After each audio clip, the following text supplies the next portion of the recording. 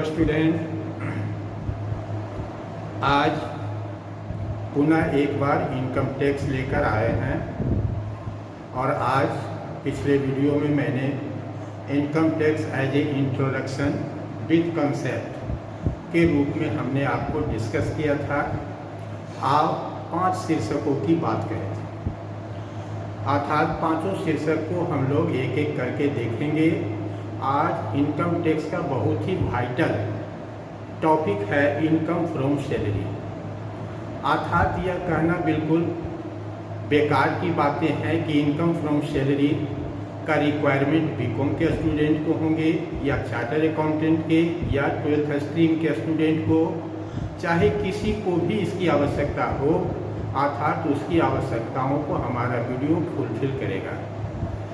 Means बहुत ही एक नायाब तरीके से हम इनकम टैक्स को आपके समक्ष प्रस्तुत कर रहे हैं, अर्थात वो तरीका आज आप किसी वीडियो में अन्यत्र नहीं पाएंगे, जिस तरीके के द्वारा हम प्राय इनकम टैक्स को, इनकम फ्रॉम सैलरी हो या हाउस प्रॉपर्टी हो, कोई भी टॉपिक्स हो, हम एक नए तरीके से इनकम टैक्स के अंतर्गत डिस्कस करते हैं। तो आज हम इनकम फ्रॉम सैलरी के अंतर्गत असेसमेंट ईयर हमारा होगा 2020-21 का। इसी असेसमेंट ईयर के तहत हम इनकम फ्रॉम सैलरी को डिस्कस करेंगे। सबसे पहले प्रश्न उठता है कि what do you mean by salary. तो सबसे सैलरी का मतलब होता है any remuneration paid by an employer to his employee for consideration of his services is called salary. बहुत आसान है। सैलरी का सीधा सीधा अर्थ होता है एम्प्लॉयर। एम्प्लॉयर को हम प्राय बार बार यहाँ मालिक करके संबोधित करेंगे, इसमें आपको कहीं दिक्कत नहीं होनी चाहिए। एम्प्लॉयर और एम्प्लॉय अर्थात मालिक और कर्मचारी के संबंध के बीच जिस सैलरी की उत्पत्ति होती है, उसी सैलरी को इस शीर्षक के अंतर्गत शामिल किया जाता है। वरना सैलरी तो अन्यान्य भी होते हैं, अनेकों प्रकार से होते हैं। हमारे देश के प्रधानमंत्री को भी सैलरी, राष्ट्रपति को भी सैलरी, सांसद को भी सैलरी, विधायक को भी सैलरी, प्राय सबको सैलरी प्राप्त होते हैं। एक कंपनी के डायरेक्टर को भी सैलरी प्राप्त होती है। लेकिन यहाँ पर ध्यान रखना है कि हम वैसी सैलरी को ही यहाँ पर लाएंगे जहाँ पर मालिक और कर्मचारी के संबंध के द्वारा वेतन की उत्पत्ति होती हो। प्रधानमंत्री, राष्ट्रपति या कोई मंत्री को जो वेतन मिलता है, वहाँ पर मालिक और कर्मचारी का कोई संबंध नहीं होता है, अर्थात उस प्रकार के सैलरी को इस इनकम फ्रॉम सैलरी में शामिल नहीं करते हैं।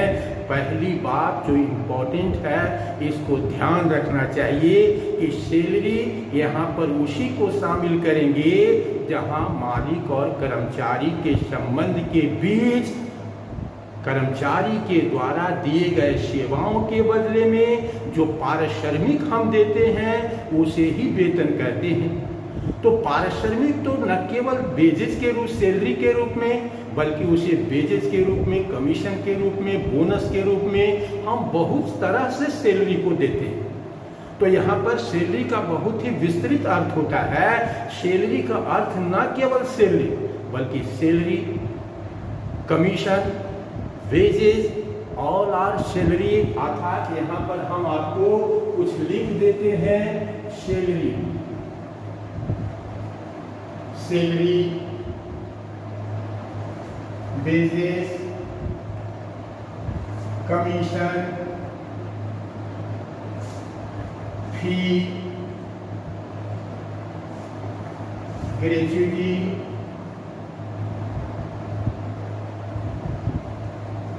पेंशन,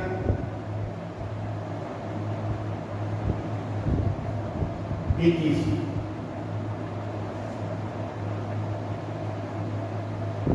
ऑल आर सैलरी अर्थात सभी शीर्षक सैलरी के अंतर्गत कर लगाने के दृष्टिकोण से शामिल किए जाते हैं। सैलरी, दीज आर और मॉनेटरी रिसीप्ट, यह एक कर्मचारी को मालिक के द्वारा प्राय मुद्रा में प्राप्त होते हैं। इसके अंतर्गत कुछ और दो बातें लिख देते हैं। Advance salary, arrears of salary, ये सब एक कर्मचारी को प्राय मालिक के द्वारा मुद्रा में प्राप्त होते हैं। और यह जितने भी प्राप्ति हैं यह पूरा का पूरा इनकम फ्रॉम सैलरी शीर्षक के अंतर्गत कर योग्य माना जाता है। अर्थात जब हम इसको असेसमेंट के अंतर्गत लाते हैं तो सभी के रकम को एज यूजुअल तरीके से उठाकर हम अपने प्रश्न को हल करने में रख देते हैं। इसमें किसी भी प्रकार से दिमाग खपाने की आवश्यकता नहीं होती है।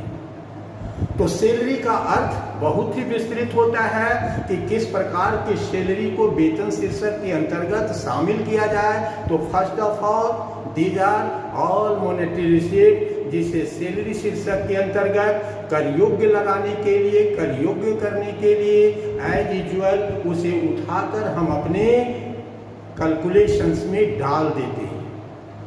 सैलरी के अतिरिक्त एक कर्मचारी को अपने मालिक के द्वारा और भी प्रकार के कई लाभ प्राप्त होते हैं।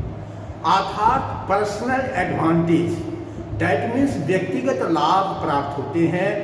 उस प्राप्त लाभ को हम लोग परक्यूजिट्स कहते हैं। परक्यूजिट्स दो प्रकार के होते हैं। एक परक्यूजिट्स जो मुद्रा में प्राप्त होते हैं और एक परक्यूजिट्स जो सुविधा में प्राप्त होते हैं। दोनों को ही प्राय परक्यूजिट्स ही कहा जाता है। लेकिन अर्थात अब यहाँ पर हम परक्यूजिट्स की बात कर रहे हैं।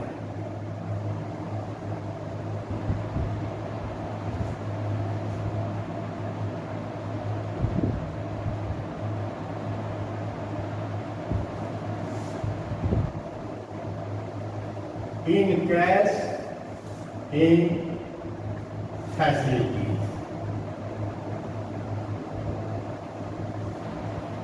In cash and in facility, इसे प्राय हिंदी में अनुलाभ कहते हैं। अनुलाभ।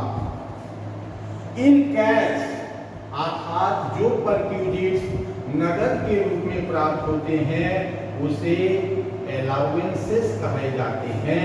और जो परक्यूजिट्स सुविधा में प्राप्त होते हैं उसे प्रायः परक्यूजिट्स कह दिए जाते हैं। परक्यूजिट्स का अर्थ यहाँ पर यही लगाया जाता है। तो सबसे पहले फर्स्ट ऑफ ऑल एक तीसरा और भी लाभ होते हैं जिसको प्रॉफिट इन लिeu ऑफ सैलरी कहते हैं। प्रॉफिट ऑफ लिeu ऑफ सैलरी अर्थात वेतन के स्थान पर कुछ अन्य लाभ। इसके अंतर्गत बहुत कुछ ज्यादा नहीं होते हैं। इसके अंतर्गत किसी भी प्रकार के कंपनसेशन, जिसको हम आगे चलकर पढ़ाएंगे, बताएंगे, कोई चीज हमसे छूटेगा नहीं। कंपनसेशन हो या गिफ्ट हो, इस पर हम आगे चर्चा करेंगे जब इसकी बारी आएगी तब। इस प्रकार से सैलरी शीर्षक के अंतर्गत एक व्यक्ति की आय को जानने के लिए मुख्यतः चार बातें। Number 1 salary, number 2 allowance, number 3 perquisites, number 4 profit in लिeu of salary. अर्थात सैलरी को एज यूजुअल उठाकर हम रख देते हैं, उसमें किसी भी प्रकार का कैलकुलेशंस करने की आवश्यकता नहीं होती है। अर्थात एक नंबर बिल्कुल एज यूजुअल तरीके से रखा जाता है। 2 नंबर का कैलकुलेशन करना पड़ता है, 3 नंबर का कैलकुलेशन करना पड़ता है और 4 नंबर का भी कैलकुलेशन करना पड़ता है। अब ये दोनों में डिफरेंस क्या है? Allowance is also received in cash, that is called also a monetary receipt. ये भी मुद्रा में प्राप्त होते हैं। और अलाउंस इतना मात्र कह देने से काम नहीं चलते हैं। अर्थात सैकड़ों प्रकार के भत्ते होते हैं, अलाउंस होते हैं। तो हम सबसे पहले फर्स्ट ऑफ ऑल अलाउंस की चर्चा करेंगे कि अलाउंस का किस प्रकार से आकलन करके हम इनकम फ्रॉम सैलरी शीर्षक के अंतर्गत लाते हैं। अर्थात ये दोनों में अंतर इतना ही है कि जो मॉनेटरी रिसिप्ट मुद्रा में प्राप्त होते उसमें एग्जम्प्टेड अमाउंट निकाला जाता है। एग्जम्प्टेड अमाउंट का मतलब करमुक्त अमाउंट, अर्थात किसी राशि में अगर एग्जम्प्टेड अमाउंट को कम कर दिया जाए, हटा दिया जाए तो टैक्सेबल अमाउंट निकल आता है। अर्थात हम उसी टैक्सेबल अमाउंट की गणना प्रायः अलाउंस के अंतर्गत करेंगे। तो अलाउंस को अब 3 भाग में बांटेंगे।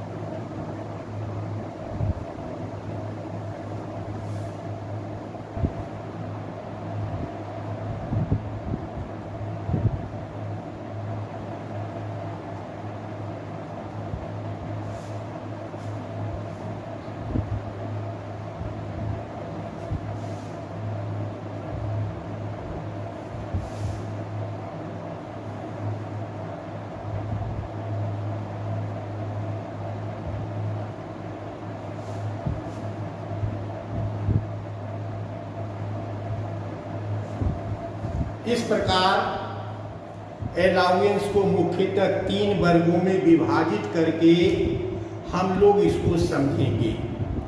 एक अलाउंस फुल्ली टैक्सेबल अलाउंस होते हैं। सर्वप्रथम आपने ये जान लिया कि जितने भी अलाउंस होते हैं वो प्राय मुद्रा में प्राप्त होते हैं। That is also a monetary receipt. Salary is also a monetary receipt. तो जिस प्रकार सैलरी के अंतर्गत सभी प्रकार के मॉनेटरी रिसिप्ट को एज इट इज प्रश्न से उठाकर हम इनकम फ्रॉम सैलरी शीर्षक के अंतर्गत विदाउट एनी कैलकुलेशन डाल देते हैं। उसी प्रकार इसका पहला शीर्षक है फुल्ली टैक्सेबल अलाउंस। ये भी मॉनेटरी रिसिप्ट, अर्थात फुल्ली टैक्सेबल अलाउंस जितने भी होते हैं उसी प्रकार से जिस प्रकार से सैलरी को एज इट इज उठाकर रख देते हैं उसी प्रकार से फुल्ली टैक्सेबल अलाउंस को भी एज इट इज प्रश्न से उठाकर हम इनकम फ्रॉम सैलरी शीर्षक के अंतर्गत डाल देते हैं। समझने की जरूरत होती है दूसरी, क्योंकि दूसरा ही इसके अंतर्गत इंपॉर्टेंट है कि दूसरे शीर्षक के अंतर्गत कौन कौन से ऐसे अलाउंस हैं जिसका कुछ भाग टैक्सेबल होते हैं और कुछ भाग करमुक्त होते हैं। अर्थात हमें करमुक्त भाग को अगर निकाल लिया जाए तो इसका टैक्सेबल पार्ट अपने आप ज्ञात हो जाता है। अर्थात एक राशि को 2 भागों में विभक्त करते हैं। यहाँ पर एक एग्जम्प्टेड अमाउंट निकाला जाता है। एग्जम्प्टेड अमाउंट का मतलब होता है करमुक्त राशि, अर्थात इसको टैक्स फ्री भी कहते हैं। यहाँ पर कोई भी अलाउंस हो तो यहाँ पर एक एग्जम्प्टेड अमाउंट की गणना की जाती है, जबकि जो सुविधा में हमको प्राप्त होते हैं, इन फैसिलिटीज प्राप्त होते हैं, उस फैसिलिटीज का प्रायः इन टर्म्स ऑफ मनी मुद्रा में मूल्यांकन किया जाता है। बस इतना ही अंतर है कि कैश में प्राप्त होने वाले परक्यूजिट्स और सुविधा में प्राप्त होने वाले परक्यूजिट्स की गणना 2 अलग अलग तरीके से की जाती है। अर्थात अलाउंस में करमुक्त निकाले जाते हैं, एग्जेम्प्टेड अमाउंट निकाले जाते हैं, जबकि परक्यूजिट्स में वैल्यूएशंस ऑफ फैसिलिटीज किए जाते हैं, जो भी सुविधा प्राप्त होती है उसका मुद्रा में मूल्यांकन किया जाता है, इन टर्म्स ऑफ मनी उसका मूल्यांकन किया जाता है। तीसरा शीर्षक tax free allowance. That means ये प्रश्न में अगर रहे भी तो इसे इनकम फ्रॉम सैलरी शीर्षक के अंतर्गत लाने की कोई आवश्यकता नहीं है, क्योंकि ये करमुक्त भत्ते हैं। अर्थात कौन कौन से भत्ते करमुक्त होते हैं तो इसको तो अभी तुरंत हम समझ सकते हैं। इसके अंतर्गत दो ही चीज आती है, आधार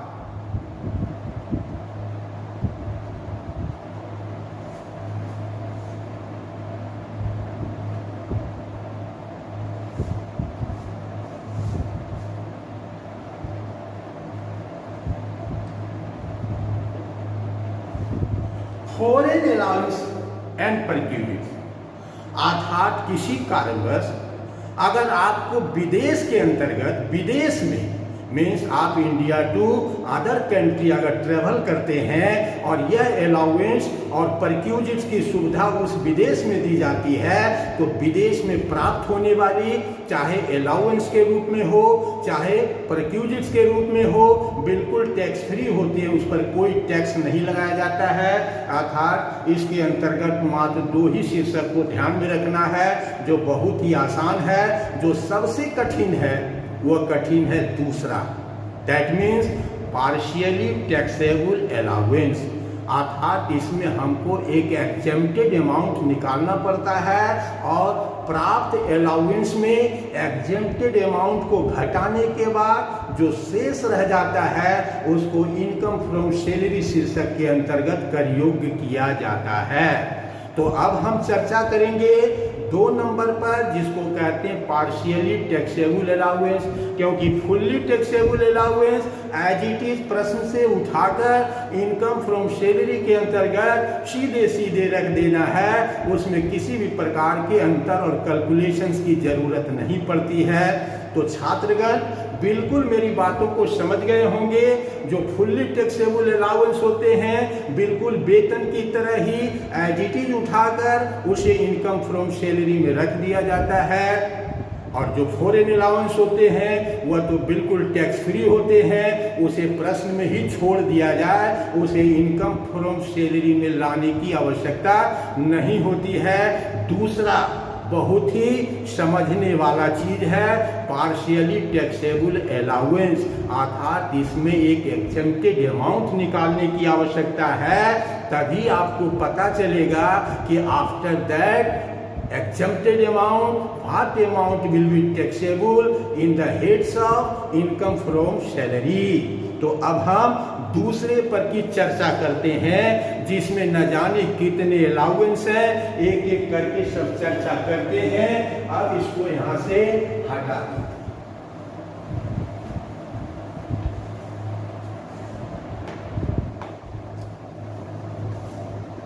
दो नंबर।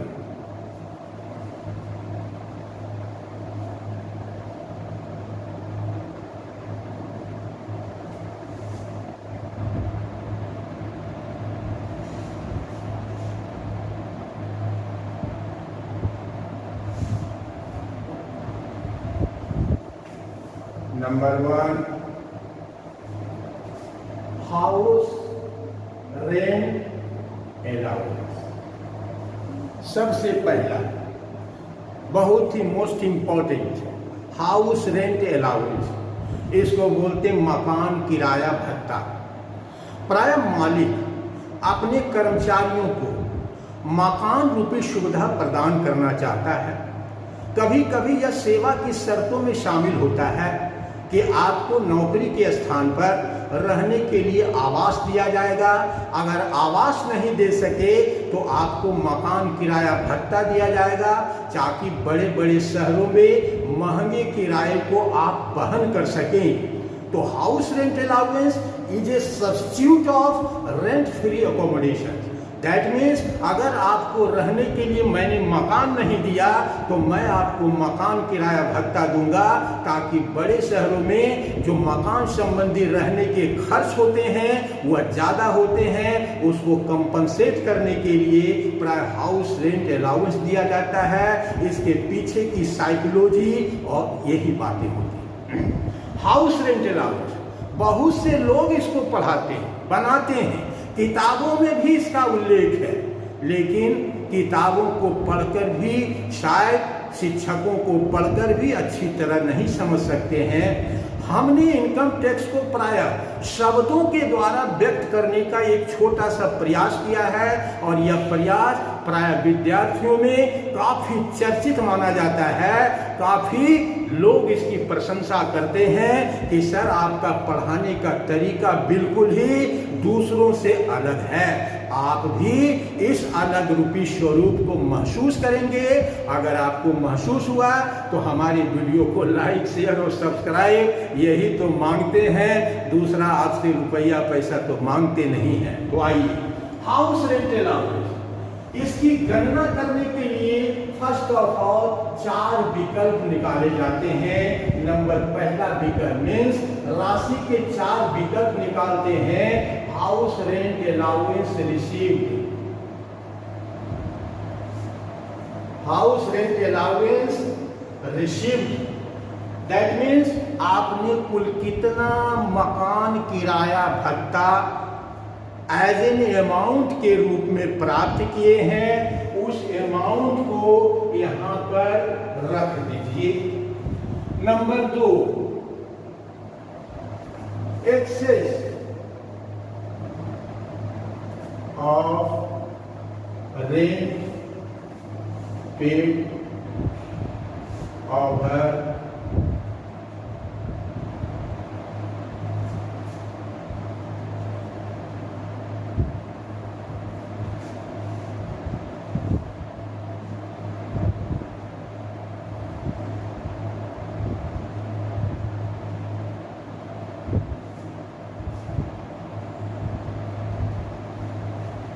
दूसरा शीर्षक बनाइए, excess of rent paid over 10% of the salary plus dearness pay plus commission on sales.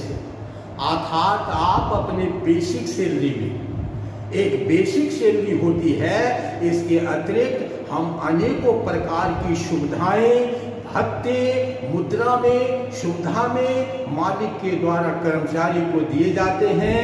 अर्थात बेसिक सैलरी के अतिरिक्त जो बातें होती है वही सब हम एज ए अलाउंस के रूप में और एज ए परक्यूजिट्स के रूप में पढ़ते हैं। स्वाभाविक रूप से आपको मकान किराया भत्ता दे रहा है, इसका मतलब है कि आपके पास रहने के लिए मकान की व्यवस्था आप अपने लिए करेंगे। आपको कुछ न कुछ तो किराया भुगतान करना होगा, उसी किराए भुगतान के अगेंस्ट में आपको हाउस रेंट अलाउंस दिए जा रहे हैं। तो ये बहुत बड़ी बात नहीं है, इसे शब्दों और सेंटेंस से समझिए। Excess of rent paid, suppose that आपने रेंट पेड किया, कितना, तो आप रेंट पेड करते हैं 3000 पर मंथ, तो टोटल रेंट हो गया 36,000। इसको एग्जाम्पल स्वरूप हम केवल आपको समझा रहे हैं कि इस वाक्यांश का प्रयोग आप प्रैक्टिकली कैसे करेंगे। हमारा उद्देश्य सिर्फ इतना है। सपोज दैट आपकी सैलरी कुल कितना माना जाए कि आप साल भर में कुल 3 लाख रुपया की salary plus dearness pay plus commission कमाते हैं, तो 3 लाख का 10% कितना हुआ, 30,000 रुपया हुआ। अर्थात यहाँ excess of rent paid over 10% of salary is equal to 6,000। तो दूसरा में एक राशि रखिए, वह है 6,000 रुपया। एग्जाम्पल्स के द्वारा हमने आपको समझाने का काम किया। यही काम आप अपने प्रैक्टिकल में करेंगे, वहाँ प्रैक्टिकल का फिगर अलग होगा। यह एक प्रकार से इमेजिनरी है, काल्पनिक है, जिसे मैंने समझाने के लिए प्रयोग किया है। तो बच्चों, मुझे उम्मीद है कि इस सेंटेंस का मतलब बिल्कुल आप समझ गए होंगे। Number 3, 50% of salary. If the house is situated in metropolitan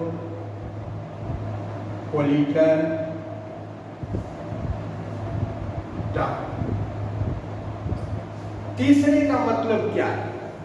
आप किस शहर में, जिस भी शहर में, मेट्रोपॉलिटन टाउन का मतलब हमारे देश के 4 शहर, दिल्ली, मुंबई, चेन्नई, कोलकाता, इसी को हम महानगर कहते हैं। मेट्रोपॉलिटन का मतलब इतना ही है। अगर इन 4 शहरों में आप नौकरी करते हैं और उसी शहर में अगर मकान लेते हैं किराए पर रहने के लिए, तब आपके लिए तीसरा विकल्प 50% of salary if the house situated in metropolitan town. बहुत आसान है। आपकी सैलरी हमने कितना एज्यूम किया था ऊपर में 3 लाख रुपया, तो इसमें 3 लाख रुपये का 50% 1.5 लाख रुपया हुआ। बच्चों ये एक इमेजिनरी फिगर है, इसे कभी भी सच्चाई के चश्मे से नहीं देखिएगा, अर्थात प्रैक्टिकल में ये सब काम आएंगे। दूसरा, अगर देश के अन्य भाग में नौकरी करते हैं तो 40% of salary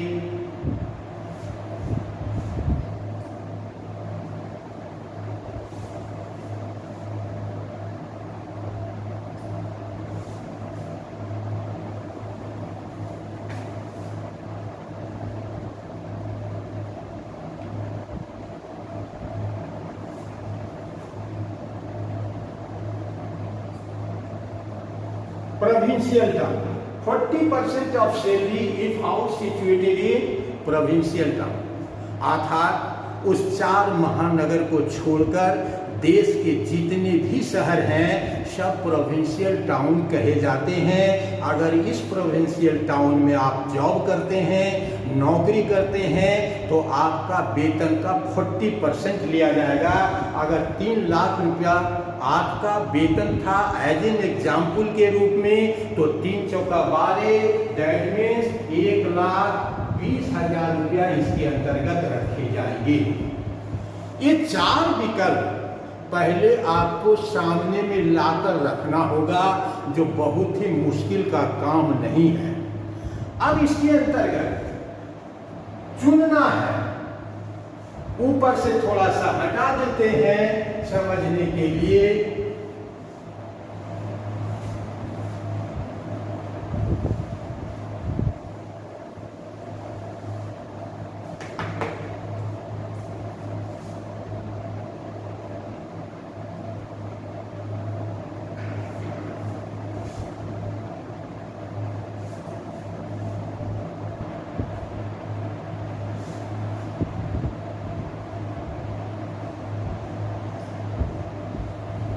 Whichever is less will be exempt, अर्थात ये जो 4 शीर्षक की राशि आपने रखा है उसमें आप चुनिए whichever is less, चारों में से सबसे कम राशि कौन है। जो कम राशि है वो एग्जेम्प्ट हो जाएंगे, उतना पर आपको कर नहीं लगेगा और बाकी पर कर लगाने के लिए इनकम फ्रॉम सैलरी शीर्षक के अंतर्गत लाया जाएगा। तो विजिबल इज लेस, चारों में कौन कम है? क्या इसे ढूंढना एक मुश्किल का काम है? नहीं काम है। अर्थात पहला शीर्षक में 6,000 रुपया आया था, दूसरा शीर्षक में कुछ और आया। पहला शीर्षक में आप जितना प्राप्त करते हैं 36,000 रुपया, दूसरे शीर्षक में एक्सेस ऑफ रेंट पेवर और 10% ऑफ सैलरी 6,000 रुपया, और तीसरा शीर्षक 1.5 लाख और चौथा शीर्षक 1,20,000। स्वाभाविक रूप से इसमें जो सबसे लेस है वह दूसरे शीर्षक की अमाउंट है 6,000 रुपया, जो प्राय आपके HRA जो प्राप्त राशि है उसमें से घटा दिया जाएगा। प्राप्त राशि कितना लिखे थे? 36,000 में 6,000 घटाकर आपका 30,000 रुपया सैलरी शीर्षक के अंतर्गत कर योग्य माना जाएगा। यहाँ फिगर की उपयोगिता नहीं, यहाँ उपयोगिता है इन 4 वाक्यांशों को पढ़ने का, समझने का। बाकी हमारे सामने जब एक्चुअल फिगर आएंगे तो हम इसकी गणना जरूर कर लेंगे कि आप हाउस रेंट अलाउंस के रूप में कितना प्राप्त किए हैं। फर्स्ट ऑफ ऑल उस राशि को 1 नंबर में पुटअप कीजिए। दूसरे में एक्सेस ऑफ रेंट पे, अर्थात जिस भी मकान में आप रहते हैं आपने कितना किराया दिया है, वह excess of 10% of salary plus DP means dearness pay, इसको महंगाई वेतन कहते हैं। और तीसरा कमीशन ऑन सेल्स, इसका 10% निकालिए और excess of rent paid means इस 10% से जितना अधिक दिए हैं वही दूसरे की राशि होगी। तीसरा 50% of salary if the house situated in metropolitan town and 40% of salary if the house situated in provincial town। चारों में से चुनिए whichever is less will be exempt, उतना exempt होगा। सपोज दैट आपने हाउस रेंट अलाउंस 36,000 रुपया प्राप्त किया तो आपका व्हिचएवर लिस्ट में 6,000 रुपया है, अर्थात 36,000 में 6,000 रुपया माइनस कर दिए जाएंगे और 30,000 रुपया इनकम फ्रॉम सैलरी शीर्षक के अंतर्गत कर लगाने के लिए लाए जाएंगे। अभी कर नहीं लगाया जा रहा है, अभी कर लगाने के लिए उसे इनकम फ्रॉम सैलरी शीर्षक के अंतर्गत लाया जा रहा है। तो बच्चों इस प्रकार से इनकम टैक्स को पढ़िएगा। स्वाभाविक रूप से जितने भी अलाउंस हम आपको पढ़ाएंगे यहाँ पर जरूर कहेंगे यह एक रटने का विषय चीज है, रटने का विषय वस्तु है, अर्थात बिना रटे हुए हम प्रैक्टिकल में बार बार प्रैक्टिकल एंड थ्योरेटिकल में इधर उधर अगर मुंह फेरते रहे तो हम इनकम फ्रॉम सैलरी हल नहीं कर सकते हैं। इसलिए हम जितने भी इनकम फ्रॉम सैलरी शीर्षक के अंतर्गत आपको बताएंगे उसे कंठस्थ करना होगा ताकि प्रैक्टिकल में हमें पीछे लुक करने की जरूरत नहीं है, पीछे देखने मुड़कर देखने की आवश्यकता नहीं होगी। मेरा दावा है कि आप इनकम फ्रॉम सैलरी कठिन से कठिन सवालों को आप चुटकी में हल कर लीजिएगा। इनकम फ्रॉम सैलरी बहुतों के द्वारा पढ़ाए जाते हैं, बताए जाते हैं, आप जरा सा देख लीजिएगा, देखने में कोई हर्ज नहीं। हर टीचर के पास एक पन्ना होता है। इस तरह की पढ़ाई मैं न करता हूं न बच्चों को कराता हूं, हमेशा विदाउट एनी पेपर। पेन तो होना बिल्कुल ही आवश्यक है, बिना पेन के हम लिख ही नहीं सकते हैं। Without any papers and without any books, बिना किताब और बिना पन्ने के हम अनसीन मीन्स बिना कुछ देखे हुए पढ़ाते हैं। यही हमारा पढ़ने का तरीका एक नायाब तरीका है जो किसी दूसरे अन्य वीडियो में आपको नहीं मिलेगा। जहां भी मिलेगा आप देख लीजिएगा, मिलान कर लीजिएगा, कंपेयर कर लीजिएगा। हर एक के हाथ में एक पृष्ठ होंगे, उस पृष्ठ को कभी देखेंगे, कभी ब्लैक बोर्ड को देखेंगे। अर्थात यह इनकम टैक्स पढ़ाने का एक किताब का कॉपीराइट हो सकता है, समझाने का तरीका नहीं हो सकता है। तो बच्चों आज इतना ही, मिलते हैं फिर नेक्स्ट वीडियो में। वीडियो बहुत अच्छा लगा हो तो लाइक और शेयर और सब्सक्राइब कस के कीजिए ताकि दूसरे बच्चे को भी इसका लाभ मिल सके, चाहे वह सीए स्टूडेंट हो, चाहे बीकॉम स्टूडेंट हो या 12th स्ट्रीम स्टूडेंट हो। तो मिलते हैं फिर नेक्स्ट वीडियो में, तब तक के लिए धन्यवाद।